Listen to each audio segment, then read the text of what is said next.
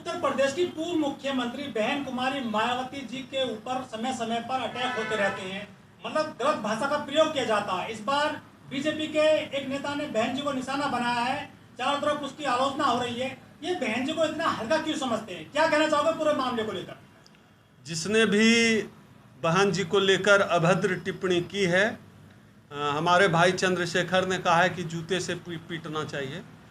वो अधूरा बयान है। चंद्रशेखर जी को ऐसा नहीं बोलना चाहिए कि जूते से पीटना चाहिए। चंद्रशेखर जी को बोलना चाहिए कि फटे हुए जूते से पीटना चाहिए। ये आदमी विधायक बनने लायक क्या है? ये आदमी इंसान भी नहीं है। जिस आदमी को महिलाओं का सम्मान नहीं है, जिस मायावती जी का नाम उस आदमी के मुंह पर नहीं आना चाहिए, उसकी औकात नहीं है कि हमारी बहन मायावती जी का नाम वो अपनी जुबान पर लाए। वो आदमी मायावती जी के बारे में अभद्र टिप्पणी कर रहा है। औकात कैसे हो गई? ये बीजेपी के लोगों की जातिवादी जो मानसिकता है ना, उसका पता चलता है। उसकी औकात कैसे हो गई? ये तो सब्र हमारा है कि उन्होंने मायावती जी के ऊपर, बहन जी के ऊपर अभद्र टिप्पणी की और हम लोग चुप बैठे हुए हैं। ये हमारा सब्र है, नहीं तो हम लोगों को भी जवाब देना आता है। मैं मायावती जी की पार्टी से नहीं आता हूँ, मैं बहन जी की पार्टी से नहीं आता हूँ, लेकिन बहुजन समाज का गौरव है बहन मायावती जी। बहुजन समाज की नाक है बहन मायावती जी। और आगे से अगर किसी ने बहन जी के खिलाफ एक शब्द भी बोला तो उसकी ईंट से ईंट बजा दी जाएगी। हम लोगों के धैर्य की परीक्षा मत लो। हम लोग कुछ नहीं बोलते हैं, हम लोग संवैधानिक दायरे में रहते हैं, हम लोग कानून के दायरे में रहकर बात करते हैं। तो इस तरह हमारे धीरज की परीक्षा लेना ये बीजेपी वाले बंद कर दें। हम लोग बर्दाश्त नहीं कर। आप राजनीतिक में हैं, आप राजनीतिक दल हैं, आप विधायक हैं, आप सांसद हैं, आप राजनीतिक हमला करिए ना। आपको व्यक्तिगत टिप्पणी करने का हक किसने दिया?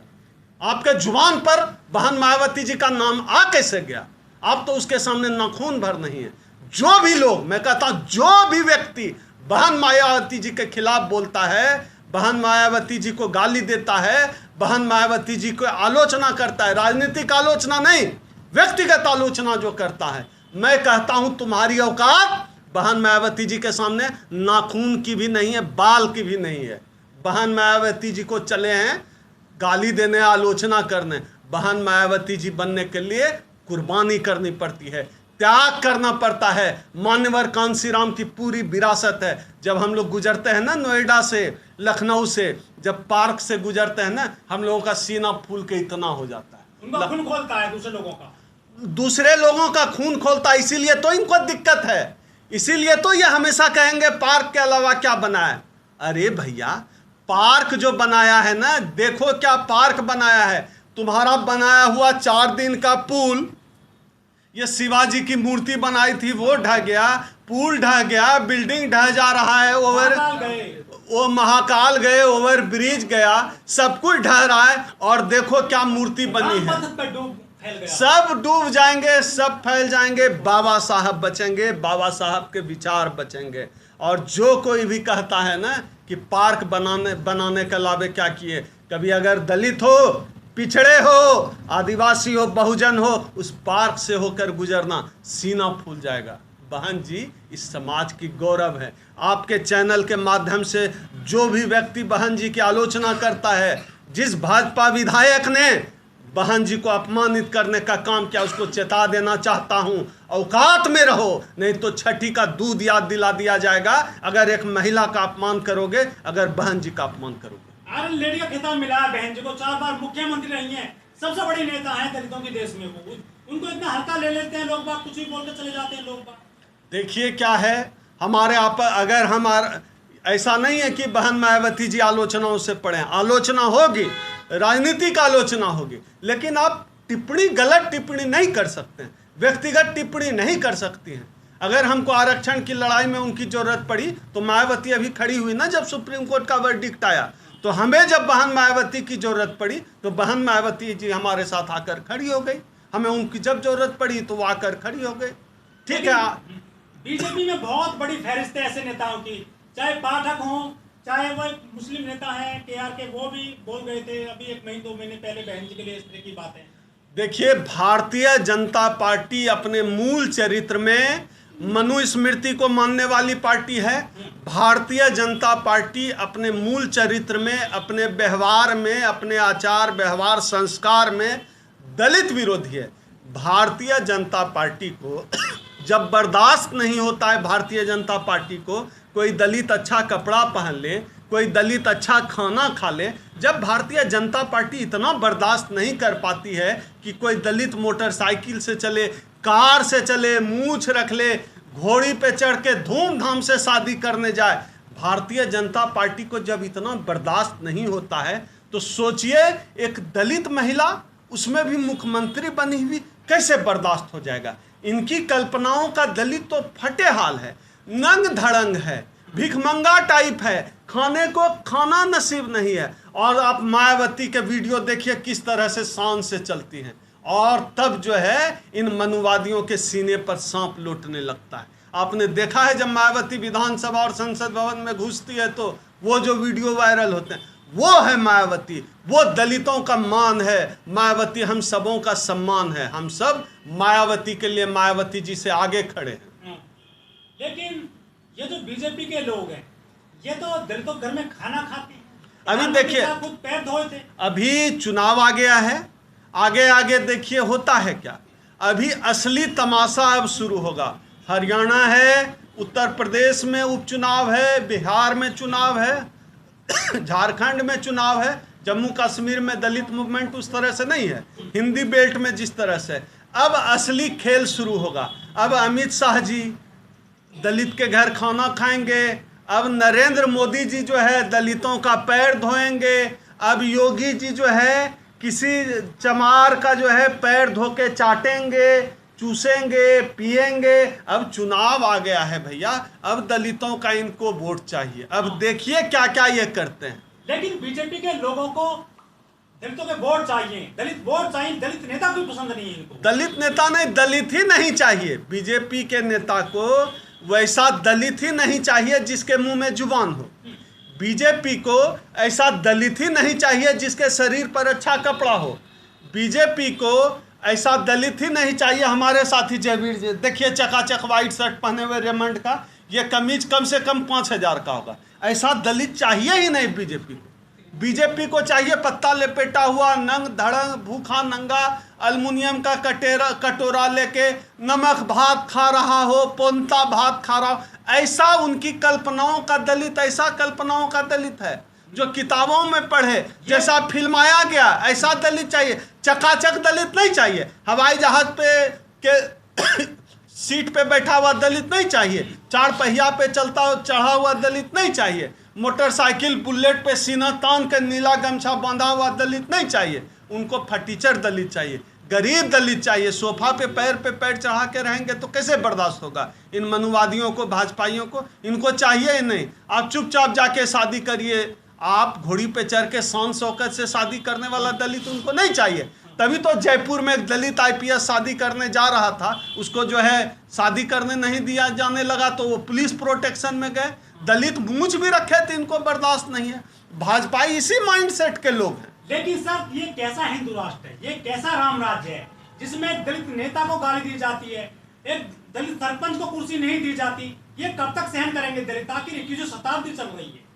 ये तो सही मायने में हिंदू राष्ट्र हुआ। फिर तो जिस देश में दलितों के साथ छुआछूत भेदभाव हो, असली हिंदू राष्ट्र तो यही है। अभी पीछे जो है मध्य प्रदेश में एक दलित सरपंच, महिला सरपंच को कहा कि तुम अपना कुर्सी लेकर आओ, कुर्सी पे बैठना है। तो बिहार में आप देख लीजिए, भाजपा और जदयू की सरकार है। हर दिन दलितों की हत्या का एक लग रहा है सीरीज, लगता है सरकार अपराधियों को संरक्षण दिए हुए।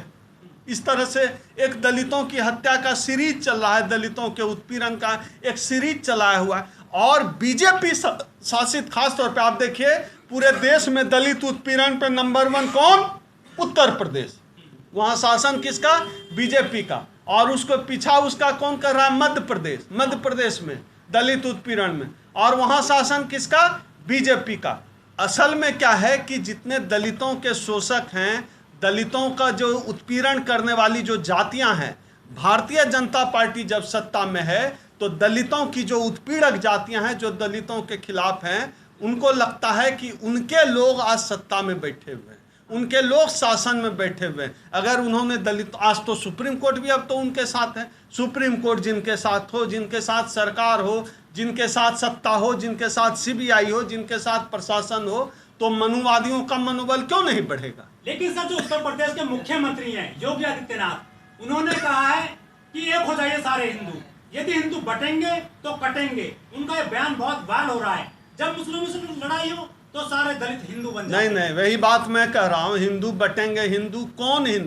हिंदू है कौन? पहले योगी जी तो एक प्रेस कॉन्फ्रेंस में मैं देख रहा था वीडियो, बोल रहे थे मैं तो राजपूत हूँ और गर्व है मुझे राजपूत होने पे। योगी जी कहते हैं कि मैं राजपूत हूँ, मुझे गर्व है। इधर जो है ये कह रहे हैं, मोदी जी कहते हैं मैं ओबीसी हूँ। भाई तय कर लो हिंदू हो कि राजपूत हो, तय कर लो हिंदू हो कि ओबीसी हो। पहले तो इतना कन्फ्यूजन है इनको कि हिंदू हैं कि जातियों में बटे हुए हैं, यह तय नहीं है। सच्चाई यह है कि इस देश में हिंदू कोई नहीं है। सभी लोग किसी न किसी जाति से जुड़े हुए हैं और यह जो देश है जातियों का कबीला है, कोई हिंदू नहीं। मुसलमान से लड़ाना हुआ तो हिंदू, अभी SC ST आरक्षण पे जब बात हुई तब छोटा जात हो गए, तब दलित हो गए, तब नीचा जात हो गए। जब शादी करना होता है तब छोटा जात हो जाते हैं, घोड़ी पर चढ़ के जाते हैं छोटा जात हो जाते हैं, मूछ रखते हैं छोटा जात हो जाते हैं। और जो है मुसलमान से लड़ाना हुआ हिंदू, चुनाव में वोट लिया था हिंदू। योगी जी दलितों को, पिछड़ों को, आदिवासियों को मूर्ख बनाना बंद कर दीजिए। हमने इसका जवाब अयोध्या में भी दिया है और इसका जवाब इस देश का दलित समाज आने वाले हर चुनाव में देगा। तमाम जातियां जो है जिनको कहा जा रहा है दलितों में वो जातियां जो पीछे रह गई है, उन जातियों को कह रहा है कि आगे लाने के लिए जो है वर्गीकरण किया जा रहा है। इसके तकनीकी कई पहलू हैं जिस पर हम लोग कई बार बात कर चुके हैं, लेकिन जो मुख्य बात है कि कुछ जातियों को जो भड़का दिया गया। कुछ जातियां का यहाँ दिल्ली में ही दिखता है, वाल्मीकि जाति के लोगों को जो है थोड़ा सा RSS ने पोल पट्टी पढ़ा दिया है। पहले वाल्मीकि जाति के लोगों को समझना होगा कि यह इस पूरे खेल के पीछे जो RSS जो इनको हवा भरने का काम कर रहा है कि जाटवों से भिड़ जाओ, चमारों से लड़ जाओ, दूसरी जातियों से लड़ जाओ, इसके पीछे RSS की क्या चाल है, ब्राह्मणों की क्या चाल है, भाजपा की क्या चाल है? उनकी कोई चाल नहीं है कि उनका कोई लक्ष्य उद्देश्य नहीं है कि जो है कोई वाल्मीकि IAS बन जाए, कोई वाल्मीकि वाइस चांसलर बन जाए, कोई वाल्मीकि सुप्रीम कोर्ट में जज बन जाए। ऐसी कोई मंशा RSS बीजेपी इस पूरे मामले में वर्गीकरण के बाद की जो राजनीतिक बहस है वो शुरू हुए उसमें कहीं दिखती है। दूसरी बात, यह जो समाज के लोगों को लगता है कि यह जो आरक्षण हम लोगों को मिल गया, बाबा साहब ने जो अपने बच्चों की कुर्बानी देकर हमें आरक्षण दी, उसको जो है मान्यवर कांसीराम साहब ने अपने खून से सींचा और मायावती जैसी तमाम नेताओं ने जो है आरक्षण को जो जिस भी स्वरूप में जितना कुछ बचा है वो सब कुछ उसके पीछे हमारे महापुरुषों की कुर्बानी है। वो जो हम लोगों को मिल गया आसानी से, तो बहुत सारे, मैं वाल्मीकि जाति को स्पेशल नहीं कर रहा हूँ, लेकिन बहुत सारी जातियों को लगता है कि आरक्षण कोई हलवा है कि लिए टक से लिए मुंह में पक से चला गया निकल गया, ऐसा नहीं है। आपको अगर UPSC में भी अगर आरक्षण की बात है, अगर IAS में भी आरक्षण की बात है और आपको चाहिए, आपको इवन मास्टर भी बनना है, तो ऐसे नहीं होगा। ऐसे नहीं होगा कि जो है आरक्षण बस मिल गया, बहाली है तो आप बन गए IAS, बन गया आप मास्टर, बन गया आप कलेक्टर, बन गया आप इंजीनियर, डॉक्टर। ऐसा नहीं होना। आपको पढ़ना पड़ेगा सबसे पहले। मुझे तो नफरत है सबसे पहले ये जो झाड़ू को जो है वो बना दिया गया है प्रतीक वाल्मीकि समाज का। शर्म का प्रतीक है झाड़ू। बाबा साहब ने झाड़ू मंच बनाने के लिए जो है हम लोगों को आरक्षण दिलवाया था। बाबा साहब का यही सपना था कि झाड़ू हमारा प्रतीक बने। बाबा साहब कलम देकर गए, हाथ में किताब देकर गए। सबसे पहले इस समाज को अपना प्रतीक बदलना पड़ेगा, सिंबल बदलना पड़ेगा। ये झाड़ू मंच में ताला लगाना पड़ेगा। झाड़ू मंच नहीं चलेगा, कलम मंच बनेगा। कलम मंच, संविधान मंच, किताब मंच, लोकतंत्र मंच, इस मंच की जरूरत है। झाड़ू मंच हमें नहीं चाहिए। झाड़ू देकर हमें बड़गलाया जाए। झाड़ू क्यों पकड़ाया जा रहा है आपको? सोच कर देखा है कभी? हमने सोच कर देखा है कि हम लोगों के हाथ में झाड़ू क्यों पकड़ाना चाहते हैं? कभी सोचा आपने? झाड़ू इसलिए पकड़ा रहे हैं ये हमारे हाथ में ताकि हमारे हाथ में कलम ना आ जाए। क्योंकि झाड़ू आ गया, हाथ में झाड़ू रहेगा ना तो हम लोग गटर ही साफ करेंगे, हम लोग नाली ही साफ करेंगे, दूसरे का ऑफिस कार्यालय घर साफ करेंगे। और हमारे हाथ में जब कलम आती है ना तब हम इस देश का संविधान लिख देते हैं। इस बात का पता है मनुवादियों को, और कलम ऐसे नहीं आने वाला है। बाबा साहब ने दे दिया है ना हाथ में कलम, इस कलम को बचाने के लिए पढ़ना पड़ेगा, मेहनत करना पड़ेगा। झाड़ू फेंकिए, झाड़ू नहीं चलेगा, झाड़ू हमारा सिंबल कभी नहीं है। बाबा साहब अपने हाथ में झाड़ू रखते ना, बाबा साहब ने झाड़ू रखी हाथ में क्या? बाबा साहब के पॉकेट में है कलम, हाथ में है किताब। बाबा साहब वो दे कर गए हैं, इस बात का ध्यान रखें। और ये जो आरएसएस की साजिश है ना, बीजेपी की साजिश, इस अनुसूचित जातियों को लड़ाने की, इस साजिश में हम इनको कामयाब नहीं होने देंगे। लेकिन डॉक्टर साहब, बड़ा सवाल यह है कि 2014 में मोदी जी ने कहा था कि जब सफाई कर्मी गटर में उतरता है तो उसे आध्यात्मिक सुख की अनुभूति होती है, और जब शमशान घाट में कोई डॉम लाश को जलाता है तो उससे भी आध्यात्मिक सुख की अनुभूति होती है। ये उनका पेशा नहीं है, ये उसमें एक मानव सेवा है, समाज की सेवा है। कोई गलत काम नहीं है सफाई कर्मी बनना या शिविर में उतरना, इससे आध्यात्मिक सुख की अनुभूति होती है। उनके पूरे बयान को किसने देखते हैं जो लिखा था उन्होंने कि अपनी कर्मयोगी किताब में मोदी जी ने। मोदी जी कहते हैं कि आध्यात्मिक सुख मिलता है गटर साफ करके, तो मोदी जी राजनीति में क्यों चले आए? मोदी जी को गटर साफ करना चाहिए। मोदी जी गटर खुद भी साफ करें, और जो सफाई अभियान है उसमें जैसे हमारे खास तौर पे वाल्मीकि समाज के भाई जिस तरह गटर में उतर के सफाई करते हैं, नाला सफाई करते हैं। गुजरात में आज तक कुछ जगहों पर मेरी जानकारी में है परंपरा है माथा पर मैला उठाने की, तो मोदी जी जो है कुछ दिन मैला उठाएं। आध्यात्मिक सुख का आनंद क्यों नहीं लेता है ये आदमी? ये सारे आध्यात्मिक सुख, ये जो है मैला उठाने का, गटर साफ करने का, झाड़ू लगाने का जो आध्यात्मिक सुख है, कुछ दिनों के लिए ब्राह्मणों को दे दिया जाए। मोदी करे, भारतीय जनता पार्टी के तो प्रधानमंत्री है ना नरेंद्र मोदी, बड़ा पावरफुल है, 56 इंच का सीना दिखाते हैं। एक दिन कार्यक्रम लॉन्च कर दे कि महीने में जो है एक दिन सब भाजपा के सब लोग जो है पैखाना साफ करेंगे, भाजपा के सभी लोग जो है पैखाना साफ करेंगे, शिविर में उतरेंगे, माथे पर मैला ढोएंगे। है हिम्मत आध्यात्मिक सुख का आनंद लेने का? चले हैं दलितों को आध्यात्मिक सुख का आनंद देने के लिए। एक बात ध्यान रखना है, ये लोग जो हमारे हाथ में झाड़ू देना चाहते हैं, ये लोग जो हमारे हाथ से गटर की सफाई करवाना चाहते हैं, ये लोग हमारे साथ नहीं, ये लोग हमारे खिलाफ हैं। याद रखिएगा, जो लोग आज आपको जाति के नाम पे, वर्गीकरण के नाम पे भड़का रहे हैं ना, वो आपको कोई आईएएस बनते हुए नहीं देखना चाहते हैं, वो आपके हाथ में झाड़ू देखना चाहते हैं। जो वर्गीकरण के नाम पर आपको लड़ा रहे हैं, ये लोग नहीं चाहते हैं कि आप आईएएस बनिए, आप प्रोफेसर बनिए, आप इंजीनियर बनिए, आप डॉक्टर बनिए, आप वाइस चांसलर बनिए, आप पत्रकार बनिए। ये चाहते नहीं हैं। ये क्या चाहते हैं? ये चाहते हैं आप नंग धरंग रहिए, ये चाहते हैं आप पैखाना समाज का माथे पर उठाइए, ये चाहते हैं आप झाड़ू लेके घर ऑफिस दूसरे का साफ करिए। इनके खेल को समझिए। इनके दिमाग में जो मनु चल रहा है ना अपने जाति के दम में, मैं वाल्मीकि समाज से विशेष तौर पे आग्रह करता हूं कि जाति के दम में नहीं फंसना है, इनके बहकावे में नहीं आना है। बाबा साहब ने तमाम जातियों को, 6000 से ज्यादा जातियों को मिलाकर अनुसूचित जाति बनाया। ये ताकत दी है बाबा साहब ने, इस ताकत को मजबूत रखिए, नहीं तो एक एक करके आरएसएस वाला आपको तोड़ देगा। इतनी हिम्मत है ना, इतना ये कह रहे हैं ना, वाल्मीकियों का भला चाहते हैं। लेटरल एंट्री से बना दें 50 आईएएस हर साल वाल्मीकि समाज के लोगों को। है हिम्मत? नहीं बनाएंगे।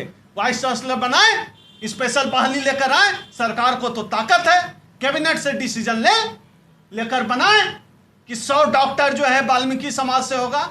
याद रखिएगा, कोई जाटव आपके खिलाफ नहीं जाएगा, कोई पासवान आपके खिलाफ नहीं जाएगा, आपके खिलाफ जाएगा फिर यही ब्राह्मण समाज, यही सवर्ण समाज, यही आरएसएस आपके खिलाफ हो जाएगा। ये तब तक आपके साथ है आरएसएस और भारतीय जनता पार्टी और ब्राह्मण और मनु की औलाद, जब तक आप झाड़ू की बात कर रहे हैं। जिस दिन कलम की बात करने लगोगे, इनको देख लेना, ये बाबा साहब से नफरत करते हैं। बाबा साहब चाहते तो महारों के लिए काम करते। बाबा साहब महारों के नेता थे क्या? ये बताइए। मेरे ऊपर 26 मुकदमा है, पूरे समाज के लिए लड़ता हूँ। मैं जिस जाति में पैदा हुआ उस जाति के लिए लड़ रहा हूँ क्या? इस समाज की एकता के लिए लड़ रहा हूँ। तमाम लड़ाइयाँ हम लोगों ने मिलकर लड़ी है, और ये आरएसएस और बीजेपी की यह जो साजिश है, इस साजिश का भी मुंहतोड़ जवाब दिया जाएगा। और जो साथी भटक गए हैं वो साथी ध्यान रखिए, भटकिए मत। बाबा साहब के अलावा कोई गोलवलकर, कोई सावरकर आपको मुक्ति झाड़ू से नहीं दिलाने वाला है। बाबा साहब के विचार, कलम की ताकत, संविधान की ताकत, आरक्षण, यही आपको मुक्ति दिलाएगी।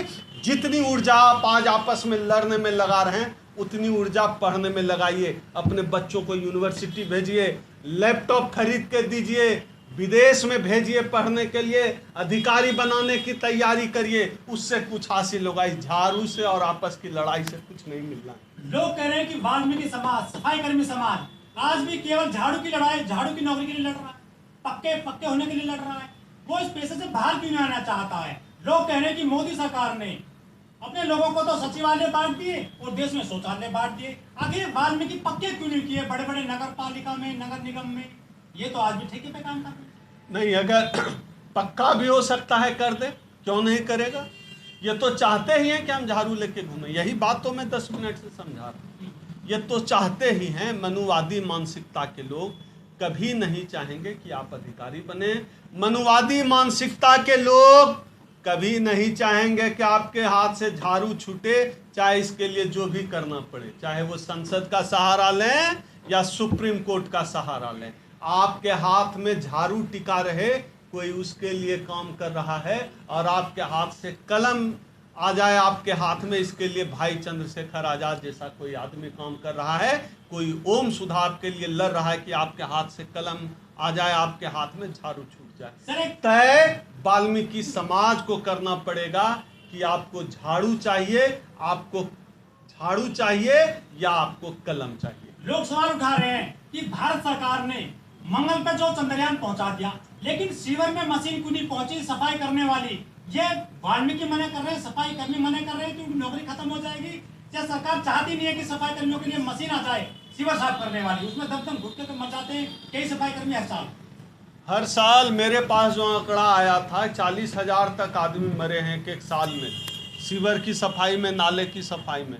कितना दुखद है। एक तरफ हम चांद पे जाने का दावा कर रहे हैं, दूसरे तरफ जो है सीवर में लोग मारे जा रहे हैं, हमारे वाल्मीकि भाई मारे जा रहे हैं।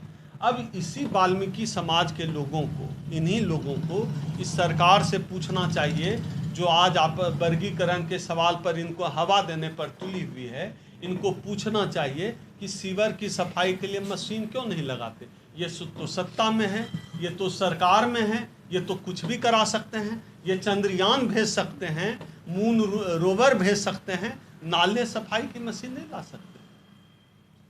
अगर आपको लगता है कि हमारा काम बहुजन समाज के लिए महत्वपूर्ण है, तो आप हमें आर्थिक सहयोग के लिए सीन दिखाए गए QR कोड स्कैन और फोन पे और गूगल पे और UPI और बैंक अकाउंट में कर सकते हैं। फोन पे, गूगल पे 9250529129, UPI 9250529129@YBL।